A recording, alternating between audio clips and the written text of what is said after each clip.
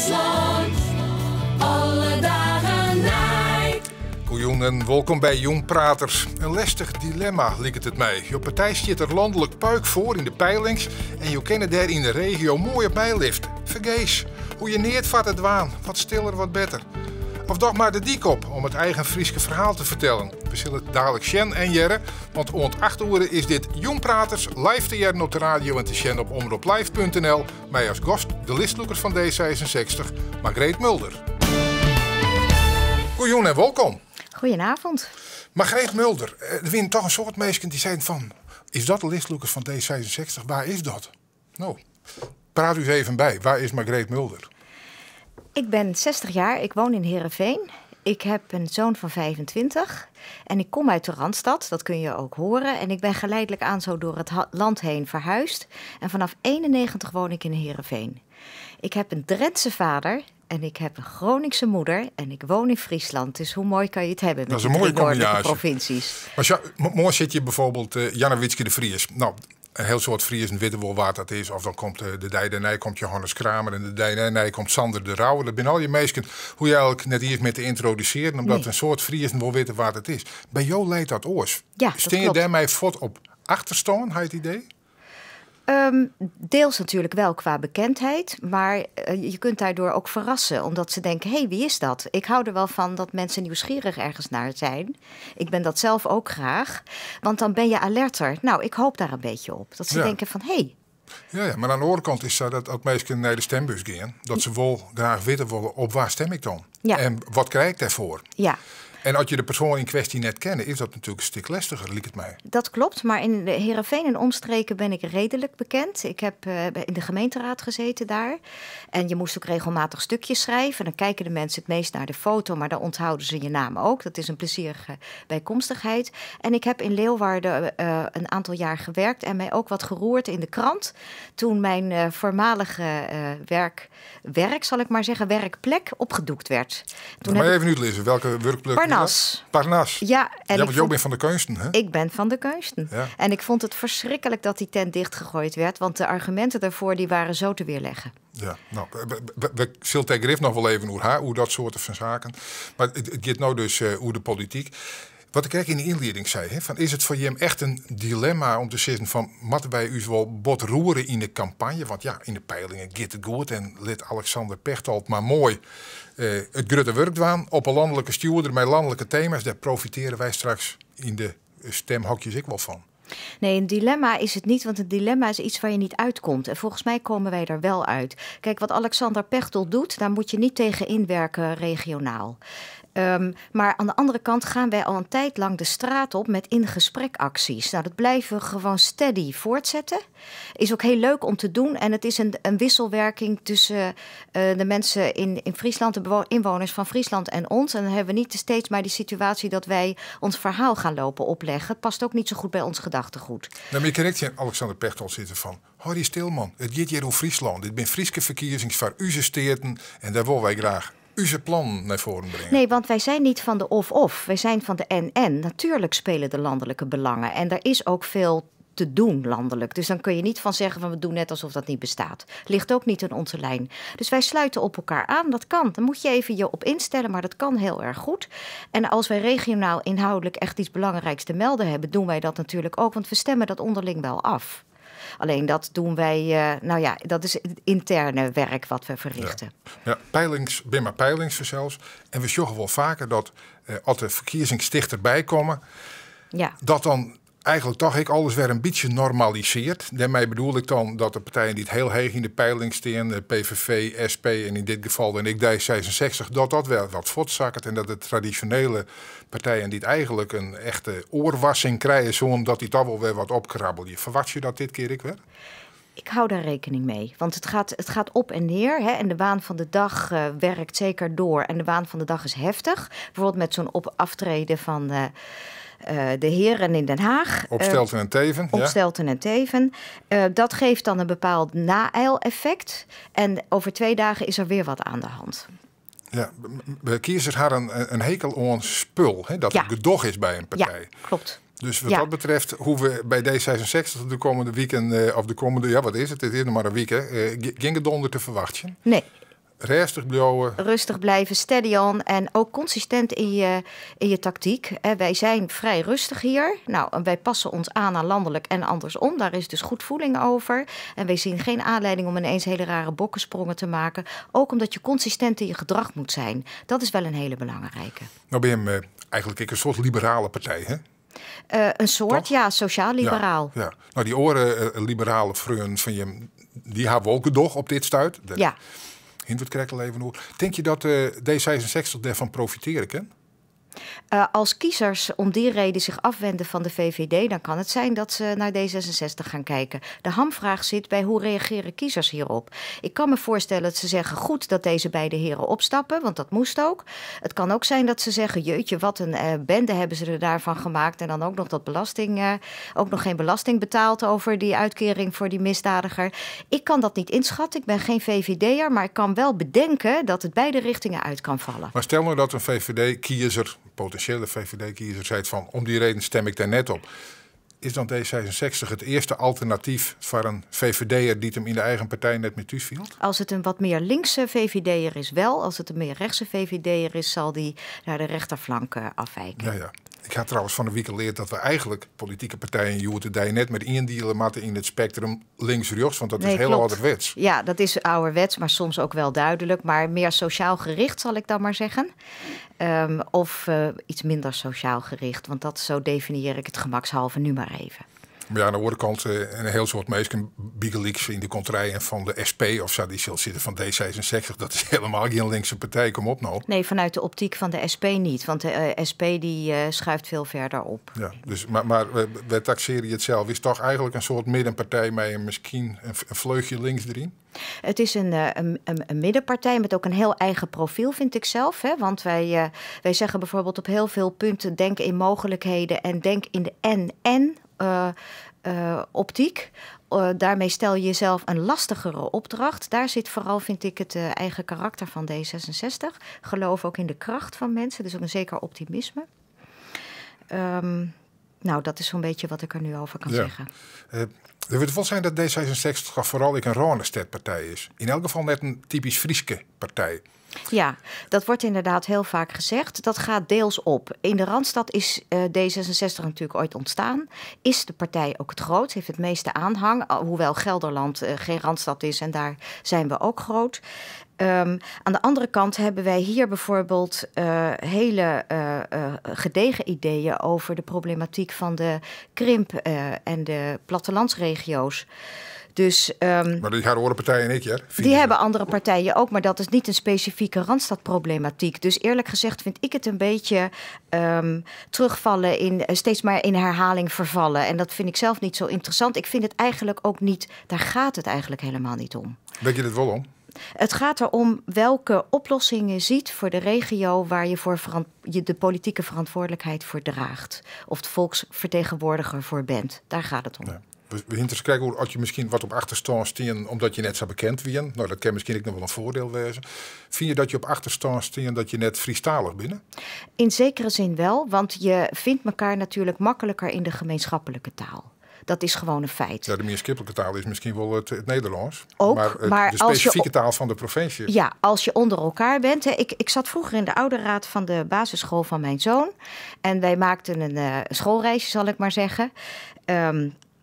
En we waren aan het, in die fluisterboot aan het varen.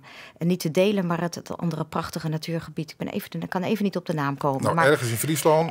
Nee, want het is Overijssel. Oké, ja. De Weerribben. De Weerribben waren we, prachtig gebied. En we waren even aan land. En ik was de enige die geen Fries sprak. En iedereen was uitbundig, vrolijk. En we stonden bij elkaar. En uiteraard spraken ze allemaal met elkaar Fries. Dan merk je even van, hey, ik val er buiten. Maar ik begrijp ook dat je met elkaar gewoon dan Fries spreekt. Want dan ben je ook in je element, je bent onder elkaar. Nou, dan sta ik er even buiten. Maar goed, dat weet ik. Dat is verder ook geen punt. En je kan heel makkelijk elkaar even benaderen. Of ik ga ertussen staan. Ik versta het goed, maar ik kan de klanken zo moeilijk maken. En dat weerhoudt mij. Het is eigenlijk ook een soort schuchterheid in die zin. Maar hoe je er verder net schuldig hoe te viel. Maar ga je wel eens praktiseerd van ik mag misschien maar op Frieske les? Want zeker, ja. Dat helpt misschien ik wel in het werven van en het binden van kiezers onder D66. Ja, ik heb het meermaals overwogen. Maar op de een of andere manier ontbrak Het me is er dan de nog net tijd. van Of het is er niet van gekomen. Want toen ik in de gemeenteraad zat in Heerenveen. In Heerenveen wordt half Fries, half Nederlands gesproken. Dus ze passen zich heel snel aan. Toen was het al mijn voornemen. Maar ik had toen een kind dat naar de basisschool ging. En een man die meer dan 50 uur werkte. Dus er kwam veel op mij neer. En daardoor kon ik dat niet combineren. En hij dus, waarschijnlijk een heel soort oordingen die ik wel woon. Misschien ik wel ja, met die. ik ben iemand die graag veel En doet. je hoeft je echt net te verantwoorden hoe de taal die je bedoelt. Je hebt zolang het een taal is die wij verstaan, is er niks mis mee. Maar ik vind gewoon even nieuwsgierig naar. Omdat misschien is maar de Frieszinnigheid van een kandidaat vaak gewoon meestal als kiezer wel een reden is om daar wel of net op te stemmen. Maar, Dat kan. maar meer is het net. Maar mensen hebben daar ook de vrijheid in. Hè? Joachim de vrijheid in het kiezen van de muziek voor dit programma. Ja. Want wij willen graag een beeld van jou krijgen. En daar jet vaak ik bij van wat voor muziek vinden die mensen nou mooi. Ja. En jou had als eerste op het lijstje zet Erik Satie. Ja. Toen dacht ik goed zo. dan ken ik de verste harkers van de omroep. Ik nog wat muzikale traditie bijbrengen die ze bij u stuurde net zo vaak jaren. Want dit is net de allertoegankelijkste muziek. Nee, dat ben ik mee eens. Dus ik heb ook even geaarzeld. Wat doe ik? Kies ik voor iets wat mij weergeeft waar ik van hou? Hè? Want dat was ook de bedoeling Dat en het portret. daar, ja. Of kom ik de luisteraar tegemoet? En ik heb een mix gekozen. Maar Satie is heel prettig om naar te luisteren. En het is toch een experimenteel componist. Alleen hij doet het zo subtiel dat je het soms niet eens opmerkt. En dat vind ik een fantastische combinatie. Ik hou van een experiment. Ik hou ook van de dissonant. Maar ik hou ook van harmonie. En hij weet dat fantastisch in elkaar te schuiven. En hoe heet het stik dat we jaren? Dat heet Gnossienne Gymnopédie. Dat is bijna niet uit te spreken, maar het is me gelukt. En wat budget het? Geen idee. Volgens mij is het gewoon een nodeloos ingewikkelde term. Omdat hij daarmee ook dat experiment en de randen van het acceptabele opzoekt. En dat vind ik ook heel boeiend van zo iemand. Een stik van Satie en het is een uitviering van Rijnbert de Leeuw. Ja, en daar ben ik ook een groot fan van. Want dat is een heel ingehouden, harmonieus spelend pianist.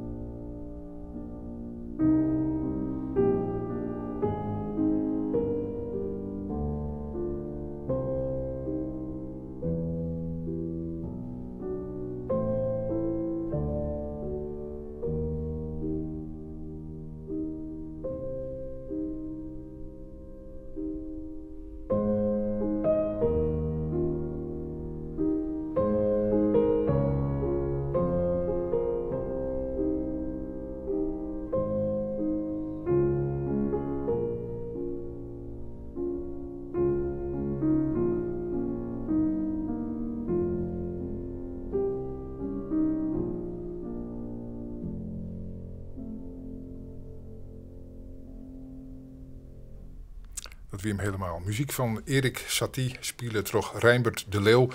Muziek die we net zo vaak jaren bij de omroep, maar wel had meestal de Nijvreegje specifiek. En dat is Joet het geval. Margreet Mulder, lijstloeker van D66, gearresteerd de verkiezings, is jong te gast in het programma Jongpraters. En we krijgen een beeld van haar, net alleen terug wat ze zei, maar ik terug wat ze jaren lid. Erik Satie. Ja, nou ja, de meesten mag maar vinden wat ze ervan vinden, maar dit is rustgevende muziek, zoals ze zeggen. Ja, zeker. Jo ben ik muzikaal?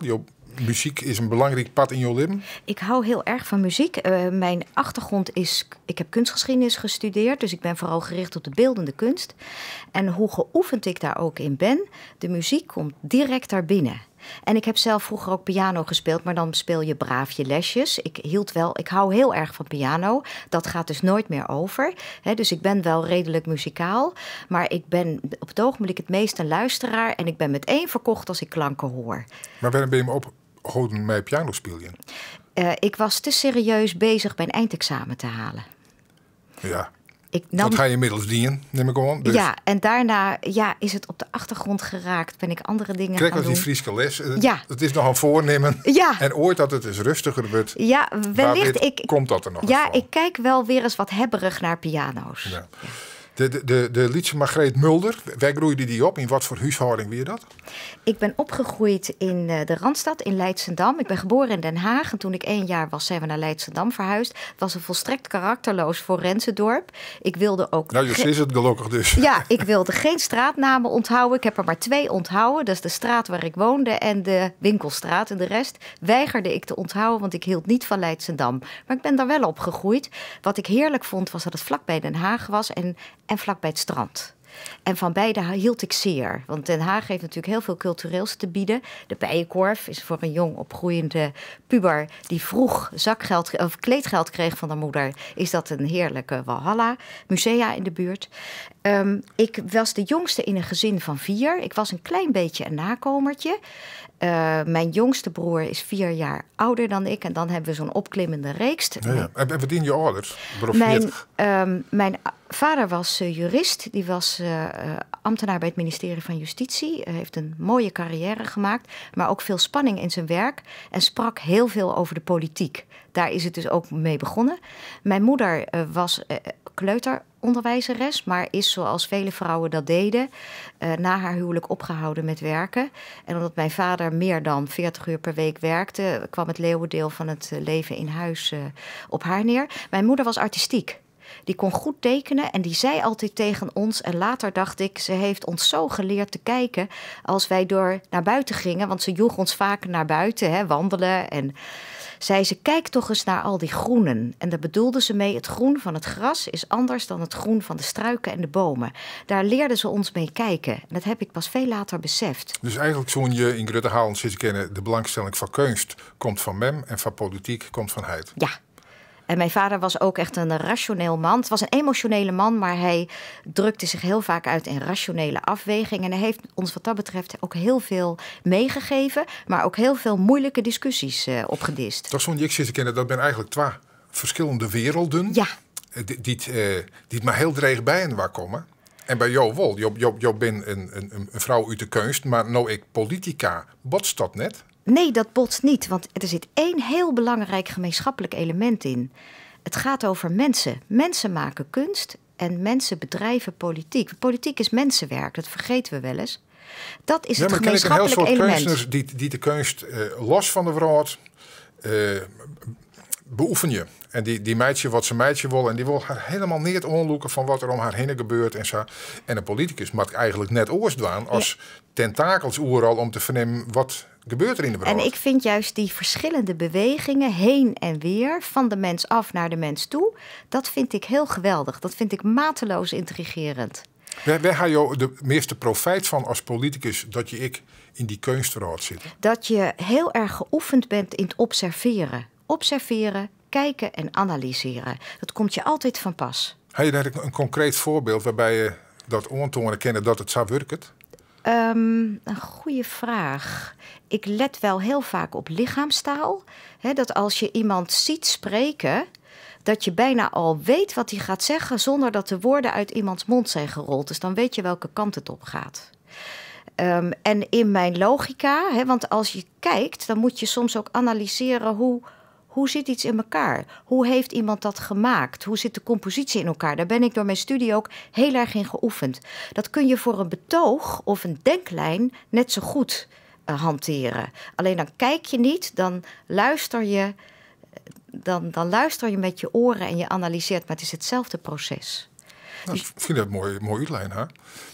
Maar als het door de politiek zit, en dan hebben we daar die verschillende bestuurslagen in. Dan zit oké, de gemeente, hier kan ik me indenken, dat is nog mooi dicht bij Hoers, dat is goed te Oersjen. Je kan meestal heel concreet duidelijk maken, zo daar gaat het om. Ja.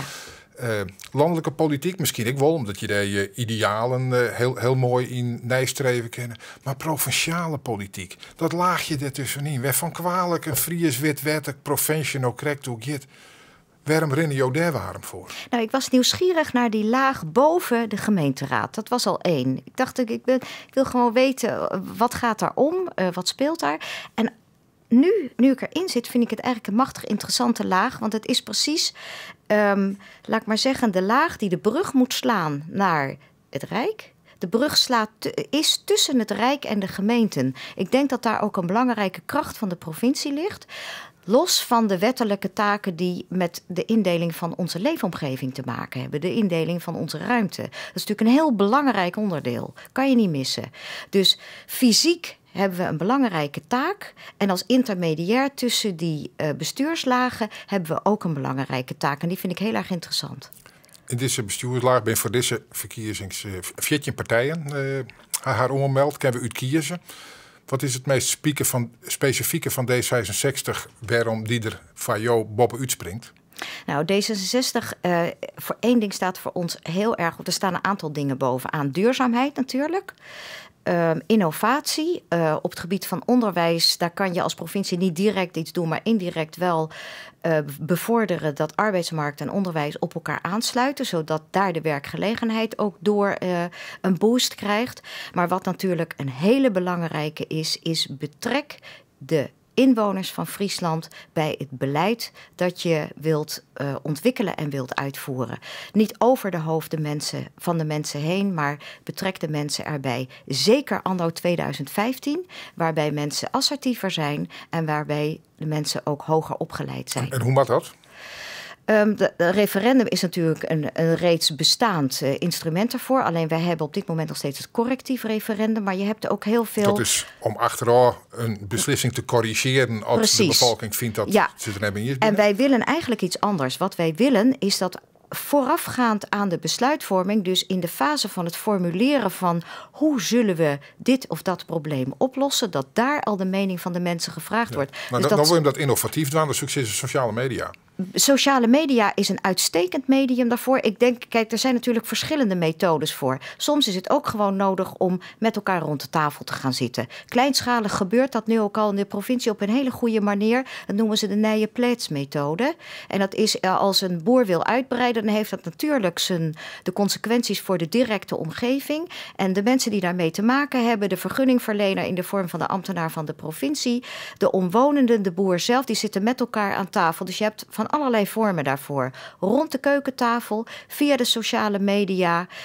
Misschien ook wel, je hebt tegenwoordig ook het stadsgesprek in Utrecht bijvoorbeeld. Dat zouden we hier ook kunnen organiseren. Snits, dus dat ik wel. Ja, in Sneek zijn ze daar ook mee aan het experimenteren. Dat is iets wat we verder zullen moeten ontwikkelen. Maar zelfs dat kun je met de gemeenschappelijke denkkracht doen. En wij willen zo graag dat die aangewend wordt. Van de morgen kunnen we wel vers met jou in de kunde komen. Toch een stukje in de Ljouwte Kranten. Ljouwte Kranten en Omroep Friesland had ik mij en waar praten. We hadden dezelfde volgorde wat on. En dat paspoortje wat dan was van de politicus of politica in de kranten stiert. Dat kan jongens ik weer van post komen in deze uitzending van Jongpraters. Daar zien toch al weer wat zaken in waar ik wel even nieuwsgierig naar ben. Meest inspirerende persoon, Els Borst. Ja, natuurlijk. Ik denk, wat een leuke hommage aan deze vrouw. Ja. Maar inhoudelijk, hoe had zij jou geïnspireerd? Nou, zij heeft mij vooral geïnspireerd door haar opstelling. Het was een vrouw die gezag afdwong en zich niet liet afleiden door machtsspelletjes. Daar heb ik groot respect voor en dat is wat mij betreft ook een voorbeeld. En ze heeft op 2 punten die typerend voor D66 zijn, namelijk het zelfbeschikkingsrecht, heeft ze 2 hele belangrijke wetten erdoor weten te krijgen. Dat is de abortuswet en de euthanasiewet. Dat is niet per se mijn vakgebied, maar het zijn zaken die gaan over leven en dood en die essentieel zijn voor mensen om daar zelf over te mogen beslissen. En dat dwingt gewoon enorm veel respect af. Ja. Nou, dat deel ik wel. Ik vind het mooi dat Hanama hier in dit verband even neemt. Ja, want het is natuurlijk heel tragisch dat deze vrouw, die zo een mooie dood, wat euthanasie letterlijk betekent, heeft bevochten voor mensen, zelf niet zo'n einde van haar leven heeft mogen beleven. Dat vind ik gewoon zo schokkend en zo zoals het niet moet. En ik heb ook een filmpje over haar gezien. En dan zie je die vrouw weer. Je hoort haar ook met een bepaalde nuchterheid en relativeringsvermogen en humor. Ook dat vind ik echt zo'n voorbeeld. Daar trek je aan op. We hadden net dat jou actief was bij Parnas. Ja. Maar je bent nou ZZP'er in de keus. Wat doe je dan correct? Nou, ik coach. Ik heb een opleiding tot teamcoach gevolgd nadat ik bij Parnas weg was. Dat was ook omdat ik altijd geïnteresseerd ben in waarom doen mensen wat ze doen en waarom zo. En wat kan je daarin betekenen? En je moet ook, de overeenkomst tussen kunst en coaching is zonder oordeel beginnen. En dan observeren en iets doen met wat je ziet. Wat ik doe is mensen coachen. Soms een team begeleiden of bij intervisie begeleiden. Dat is niet echt... Maar om een betere kunst te worden? Of om de kunst beter onder mond te krijgen? Of? Om je in het leven makkelijker te redden. Het is niet per se alleen maar op het kunstenaarschap gericht. Maar de kunst is voor mij een manier om mensen te coachen. Ja. Dus soms ga ik ook wel eens met iemand het museum in en kijken we samen hardop. En doordat je bewust kijkt... Maar dat hoeft net een kunst natuurlijk. Als ik mij net Sassanang viel, dan kan ik je opbellen. Ja, en graag. wil je mij wel coachen. Ja. Want iedereen kan goed kijken. Je kunt het er met elkaar over hebben. En doordat je spreekt over wat je ziet en wat je mooi en lelijk vindt... stuit je bijvoorbeeld op het gegeven dat je vooroordelen hebt. En die kunnen je soms belemmeren. Ze liggen op tafel als je met elkaar over kunst kijkt. En dan kun je ook kiezen, hou ik ze of schaf ik ze af? En daarmee maak je je vrijer.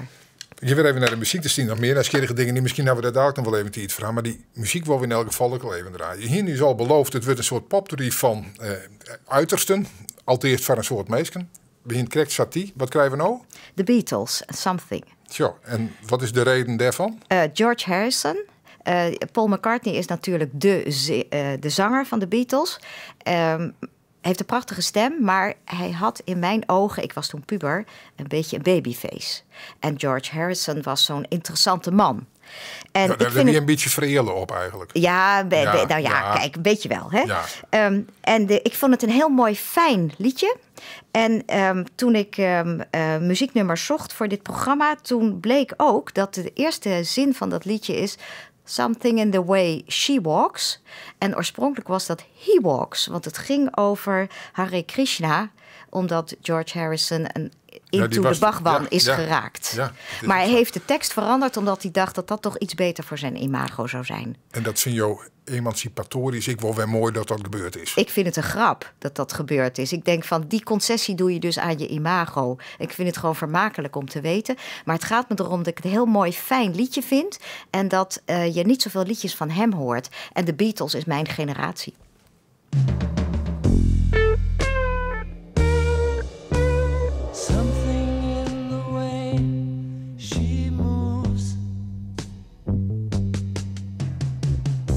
Attracts me like no other lover.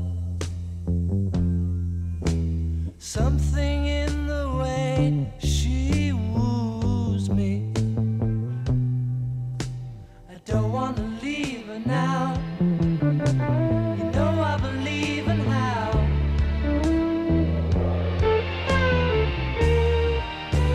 Somewhere in her smile, she knows that I don't need no other lover. Something in her style that shows me I don't want to leave her now.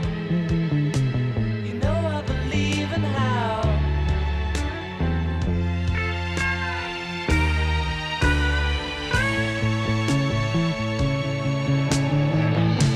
You're asking me, will my love grow?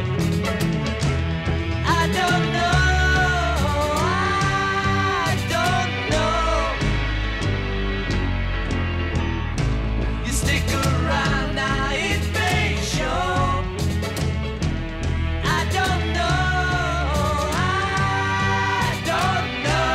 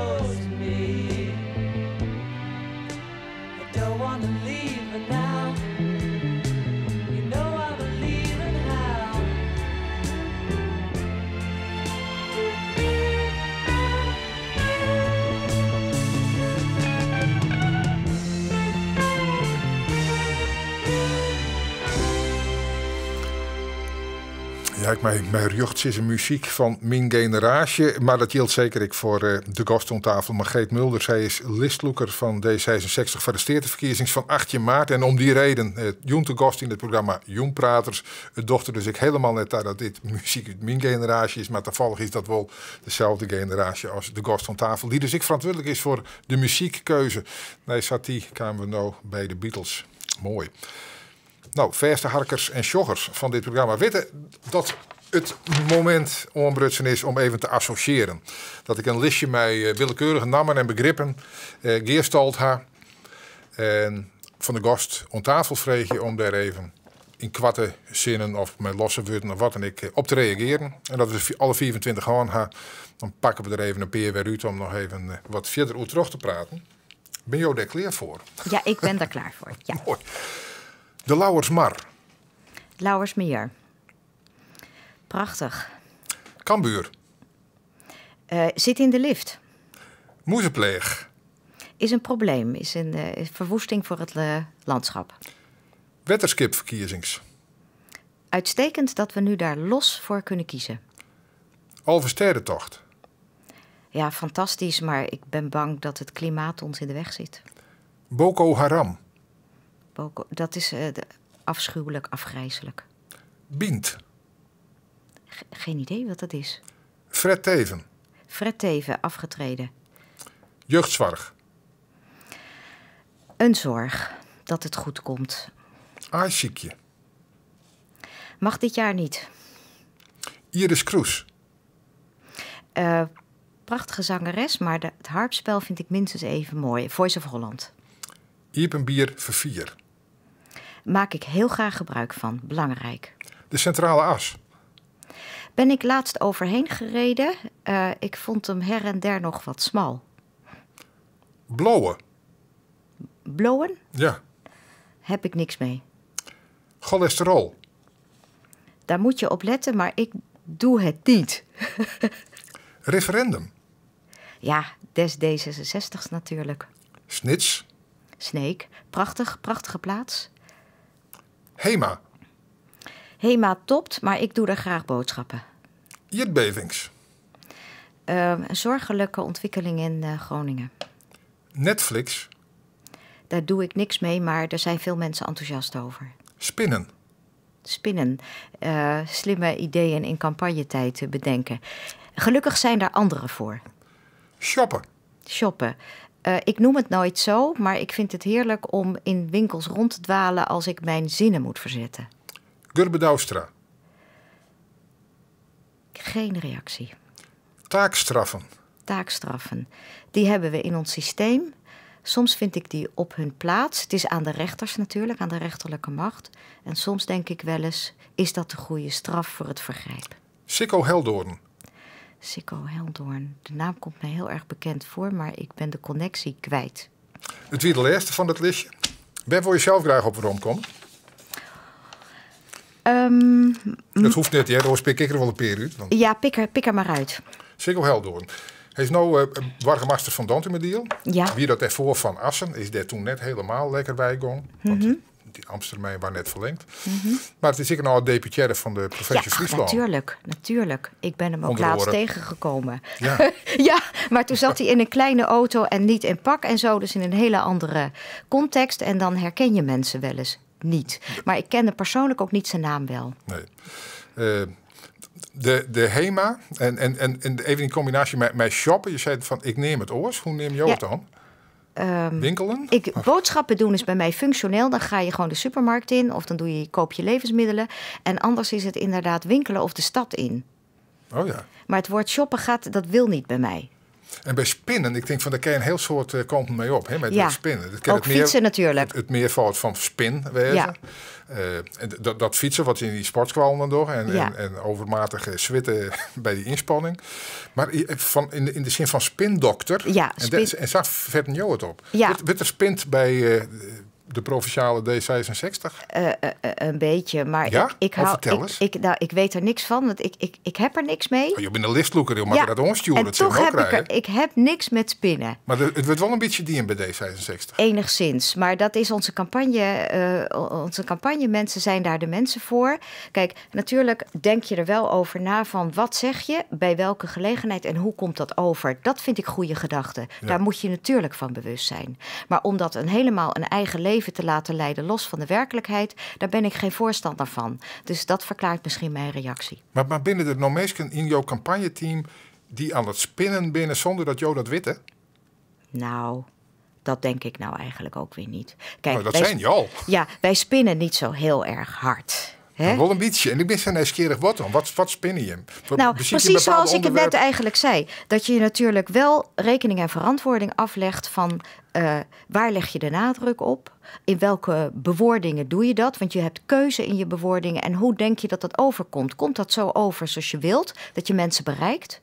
Of komt dat niet zo over als Ja. je wilt? Nee, maar ik Kijk, wil- ik wil wat nog- wij bijvoorbeeld nu wel onderwerp van gesprek is bij ons, is het gegeven, spreek je mensen aan op waar ze in hun dagelijks leven mee bezig zijn en hun beleving, hun emotie, of laat je je louter rationeel uit? Daar hebben wij echt bewust met elkaar over gesproken. We hebben er ook over gesproken, wat past bij jou, Margreet? Ik ben iemand die ik ben intuïtief ingesteld. Dat hoort ook een beetje bij mijn kunstachtergrond. Ik spreek mensen graag aan op de dingen die hen bezighouden, die bij hen leven.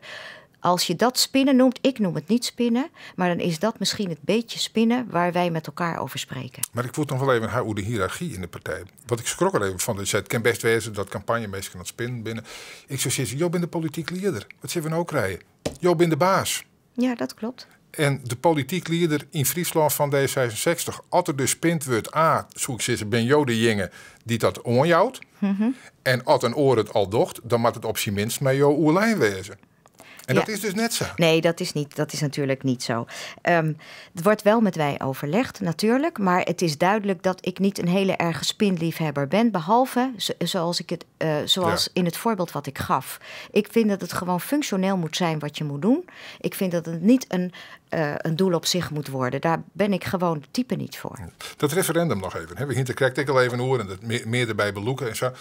Dat is natuurlijk prima. Daar zul ik net het meest in wezen, denk ik. Maar aan de andere kant kan ik zeggen van uw systeem van democratische instellings, liek als provinciale staten, die ben erop insteld dat er mensen vertjend worden. Kiezers worden vertjend worden, terug politieke partijen, terug politici. En die krijgen het mandaat om in dit geval een hier of jouwer namens u te zeggen, uit namen van u te zeggen hoe het maat. Waarom mij die dan om een havenklap wel lastig vallen met allerlei onderwerpen?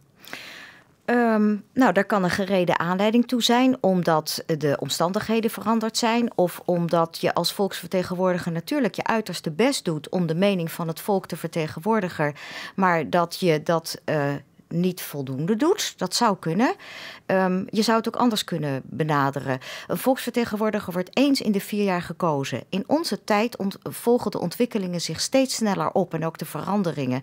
Dan is het soms gewoon goed om de temperatuur te peilen, om te horen van elkaar van waar heb je behoefte aan om te weten of wat vind je ervan. Het is goed dat wij dat vaker kunnen doen dan eens in de 4 jaar en deze tijd vraagt er ook gewoon om. Je hebt nog 2 zitten, ook, hè, in de steden van Ja. de 43. Dat komt er wel eens aardig meer worden. Als de trend van de peiling een beetje staan houden wil. Wil je hem graag deel uit meisje van het college? Ten eerste moeten wij natuurlijk de verkiezingen afwachten en moeten we ook Ja, dat weten van begrijp we hebben voldoende substantie om dat te doen. Maar als dat zo is, dan willen wij natuurlijk, als het kan, graag meebesturen, omdat je daarin meer kunt realiseren van je idealen en je verkiezingsprogramma dan als je in de oppositie zit. Dat is gewoon lastiger. Stel nou dat je hem de A-ronde, of de huidige periode, in het college zit in. Wat wie er dan oorsprong in Friesland? Het windenergie dossier.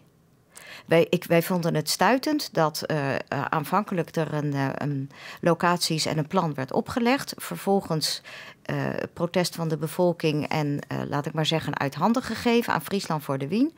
En toen puntje bij paaltje kwam en de samenleving met elkaar geprobeerd had om draagvlak te genereren, plannen te maken, ze uiteindelijk gewoon terzijde gelegd werden. Dat is jojoen met je bevolking niet serieus nemen bij een onderwerp wat uitermate belangrijk is, wat iedereen aangaat. Maar is dit een beetje een spagaatonderwerp voor D66, dat aan de ene kant het worsemhiet heen gaat, aan de andere kant het meepraten van de plaatselijke bevolking. Ja, in dit geval mij toch kiezen. Nee, want het is geen spagaat. Je moet juist die twee... De enige manier waarop je het duurzaam voor elkaar krijgt, is dat je die twee bij elkaar brengt. Draagvlak... Nou, dat ken het, maar geen iemand in zijn achtertuin. Zelfs net in het plattelandsgebied werd net zo'n soort meestal. Dat klopt niet helemaal. Er zijn dorpen die hebben een dorpsmolen. Die hebben ook zelfs gevraagd van mogen wij alsjeblieft die dorpsmolen... Ja. Dat zijn kleinere, maar het zijn wel molens. En je zult alle hens aan dek, alle beetjes helpen. Want nu moeten we vooral inzetten op windenergie, omdat je daar het meeste schone energie mee genereert. Maar er zijn natuurlijk andere mogelijkheden.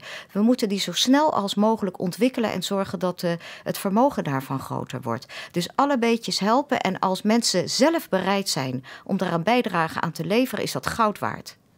We gaan Beatles-jet en we gaan wat van Satie-jet. Wat krijgen we nou nog? Muzikaal? Adele. Adele.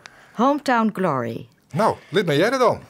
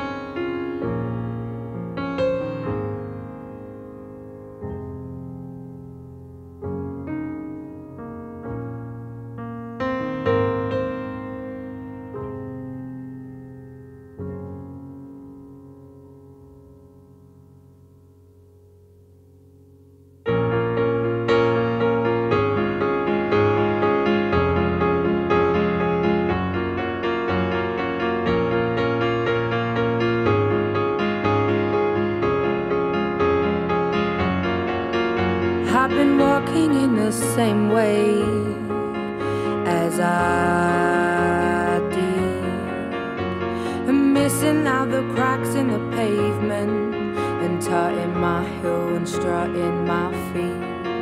Is there anything I can do for you, dear? Is there anyone I could call? No, and thank you, please, madame. I ain't lost, just wondering. Round my hometown, memories of phrase. Round my hometown, ooh, the people I've made are the wonders of my world. Are the wonders of my world. Are the wonders of this world. Are the wonders and now I like it in the city when the air is so thick and opaque. I love it to see everybody in short skirts, shorts and shades. I like it in the city when two worlds collide. You get the people and the government, everybody taking different sides. Shows that we ain't gonna stand shit. Shows that we are united. Shows that we ain't gonna take it. Shows that we ain't gonna stand shit. Shows that we are united. Round my hometown, memories are fresh. Round my hometown, ooh, the people I've met, yeah. Do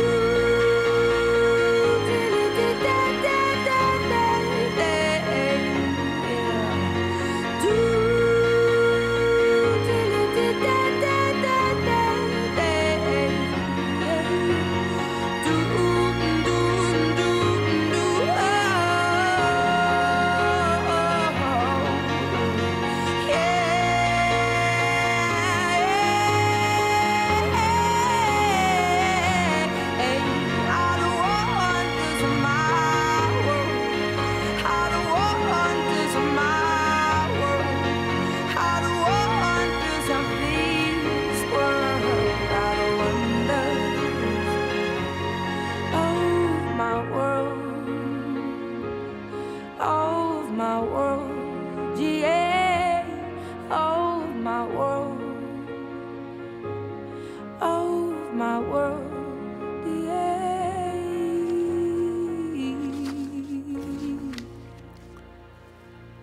Mooie muziek van een nog hele jonge Adele, begreep ik. We draaien het omdat Margreet Mulder het graag. Ja, dat wil zij is jong te gast in Jongpraters. En dat is omdat ze listloeker is voor D66. En in deze riege speciale programma's portretteren we alle werkdagen een listloeker van een partij die het mij docht. Adele en dit nummer, misschien nog even een taaljochting? Ja, het is het eerste nummer dat ze schreef. Het staat op de CD 19, dus ze is ook 19 dan, dat is hartstikke jong. En de aanleiding om het te schrijven is zo mooi. Ze heeft het in 10 minuten geschreven als reactie op het verzoek van haar moeder. Die zei, ze woonde in een buitenwijk van Londen. En haar moeder die opperde dat ze in de stad ging wonen in Londen om naar de universiteit te gaan. En dat wilde ze eigenlijk niet. En dat is precies het omgekeerde van de thematiek die wij zoveel in Friesland bespreken. Dat wij eigenlijk zeggen van nou, hoe houden we de jongeren hier? En zij is een voorbeeld van een jongere die uit zichzelf eigenlijk liever op de plek blijft waar ze opgroeit. Overigens horen wij dat bij die in-gesprek-acties. Ik vraag er ook vaak naar. Als ik jongeren heb, als ik met jongeren spreek en dan vraag ik ernaar van, goh, wat ben je van plan? Ben je van plan hier te blijven? Volg je hier een opleiding? En als je dan klaar bent, wat ga je dan doen? En ik hoor nog alles dat ze zeggen, nee, we willen heel bewust hier blijven.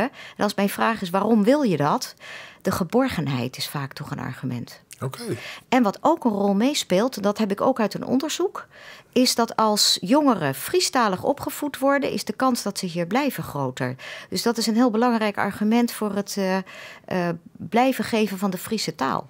Maar goed, en blijven spreken. Dan jij in die gesprekken dat die jongeren je relatief graag blijven willen, een soort ervan. Maar vervolgens is het, maar dat ken het, want ik ken op mijn niveau je geen werk vinden. Nee, dus dat is een probleem. En dat is een van de dingen waar wij heel graag aan willen werken als D66. Een van de middelen die we daar tegenover stellen, of een van de oplossingen die we daarvoor zoeken, is trek meer geld uit voor innovatie voor het MKB, voor kleine bedrijfjes, dus ZZP'ers, die op originele vondsten komen. Want daar, die creativiteit zit heel vaak bij starters en bij jongeren. Dus op die manier kun je hen ook helpen. En iets anders is dat je zegt, die opleidingen die hier bestaan en die hier te volgen zijn, die moeten eigenlijk aansluiten op de arbeidsmarkt. Want dan stel je een jongere in staat om hier de opleiding te volgen en vervolgens te weten, dan kan ik hier ook mijn werk vinden. Het is niet zo dat wij willen dat jongeren alleen maar in Friesland blijven. Want mijn zoon bijvoorbeeld, 25, die doet zijn opleiding in Groningen. Ik denk dat het uitstekend is als hij zijn vleugels uitslaat. Maar ik kan me voorstellen dat als hij begin 30 is, dat hij het plezierig vindt om hier te wonen. Ja. Hij is hier ook opgegroeid. Ja, dat moet dan kunnen. Dat zit ik in het noorden en je bent eigenlijk gewoon voor een noordelijk landsdeel, toch? Als D66. Nou, wij zeggen niet, wij hoeven Groningen niet. Het is goed om over grenzen heen te denken. Maar je wil wel naar een noordelijk landsdeel met grenzen als Haatstede. Dat vind je geen probleem. Ik weet niet of ik nou per se Groningen als hoofdstad wil. Maar wat ik wel vind, is dat Friesland, als het nodig is om samen te werken, over de grenzen heen te kijken of de schaal te vergroten, dan moet je dat niet laten als het in het belang van de toekomst is. Ja. De Dream van Friesland, dat is het thema wat boven de campagne hing dit keer. Wij roepen gewone Friesen op om haar dreamen naar uw stad te sturen. En dat koel nu ook onder mij joert en we pikken er een peer uit. En daar kan dan ik weer op gestemd worden wat nou de wichtigste dreamen voor de politiek binnen. Maar wat is jouw, of wat binnen jouw politieke dreamen? We hebben één hele mooie. Dat is een duurzame en harmonieuze samenleving. Dat is ook een hele prachtige zin. Maar dat is wat we heel graag in Friesland zouden willen zien. Alleen dat is tamelijk abstract. En een van de dingen die ik mij daarmee voorstel, ik stipte daar net al even mijn zoon aan. Wat ik zo heel graag wil, is dat de jongeren de toekomst in Friesland hebben. Dat wil dus zeggen dat er voor de toekomst en voldoende natuur over is, betaalbare woningen, opleidingen waarmee mensen hier werk kunnen vinden en een omgeving waar voldoende te beleven is. Want jonge mensen ik wil overigens zelf net zo hard veel beleven, ook op het gebied van kunst en cultuur, op sportief gebied. Ik zou zo heel graag wensen dat wat er nu is verder uitgewerkt wordt en dat het er ook blijft, zodat een jongere generatie hier kan zeggen, ik voel mij hier thuis, dit is mijn plek. En wat kan de wat kan het provinciaal bestuur daar onderwaan om het die kant op te sturen? Nou, heel veel natuurlijk met het duurzaamheidsbeleid op het gebied van milieu, natuurbeheer. Culturele hoofdstad is er eigenlijk ook een, want dat is een initiatief wat een enorme boost kan geven aan het culturele leven en ook aan het toerisme. Dus op velerlei fronten kan de provincie daar iets aan doen. De campagne gaat nou de laatste fase in. Vind je het leuk? Ik vind het leuk en ik vind het heel spannend. Ik vind zo'n radioprogramma als dit geweldig.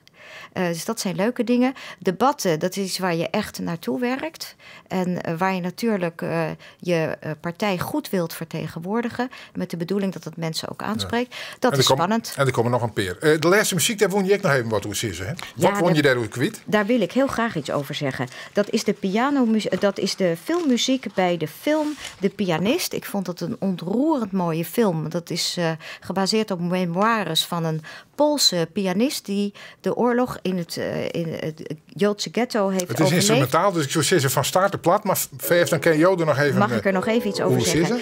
Dankzij het feit dat hij pianist was, heeft hij de oorlog weten te overleven. Want die nazi's die waren afgeleid door zijn muziek. Dus het is eigenlijk de redding door de kunst en van de schoonheid en de troost. En degene die het speelt is een bevriende pianist uit mijn eigen vriendenkring. En die is ook Joods. Dus die cirkel is helemaal... En de naam nog even van de pianist? De naam van de pianist is Joram Ish-Hurwitz. En zij is de cirkel weer rond. Waar komt de kunst en de politiek en de idealen komen weer bij en waar. Ja, en ik moet nog één ding zeggen. Het is Nocturne 20 van Chopin. Morgen zit Janne Wietske de Vries van de Partij van de Arbeid hier. En Joen dus Margreet Mulder van D66. Dank u wel en succes met de campagne verder. Dank je wel en graag gedaan.